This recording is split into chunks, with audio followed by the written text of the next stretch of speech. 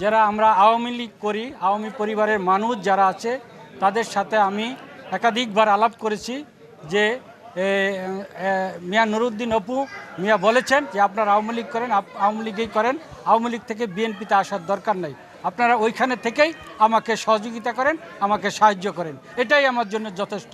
তার এই কথাটা আমাদের পছন্দ হয়েছে, সেই কারণেই আমরা মিয়া নুরুদ্দিন অপু মিয়াকে আমরা সমর্থন করেছি।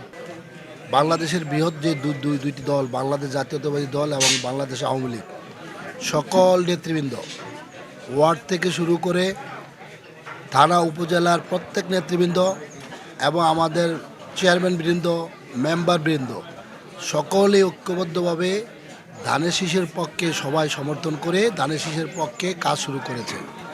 এইটা বাংলাদেশের রাজনীতিতে একটা নতুন মেরুকরণ যে একটা রাজনৈতিক দলকে মানুষ এইভাবে ভালোবাসে, তার প্রমাণ হচ্ছে আজকের এই অনুষ্ঠান। প্রথম কথা হলো তারা আমার পরিবার। শরীয়তপুরে কোনো আমার কাছে আমার পরিচয় বিএনপি, আমার পরিচয় হচ্ছে বিএনপি, আর শরীয়তপুর হচ্ছে আমার পরিবার।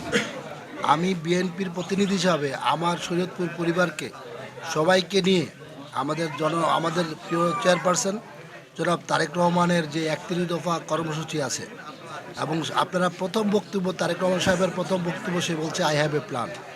সেই প্ল্যানের বিস্তারিতটা তার ওই প্ল্যানের মধ্যে একটা সুন্দর পরিকল্পনা যেটা শরীয়তপুরকে নিয়ে আছে, সেটা হলো অবহেলিত যে শরীয়তপুর আছে, অবহেলিত শরীয়তপুরকে গর্বিত শরীয়তপুর বানানোর জন্য যে ধরনের কাজ দরকার সমস্ত কাজ তারেক রহমান সাহেব আমরা অলরেডি সমস্ত কিছু প্ল্যান করে বসে আছি।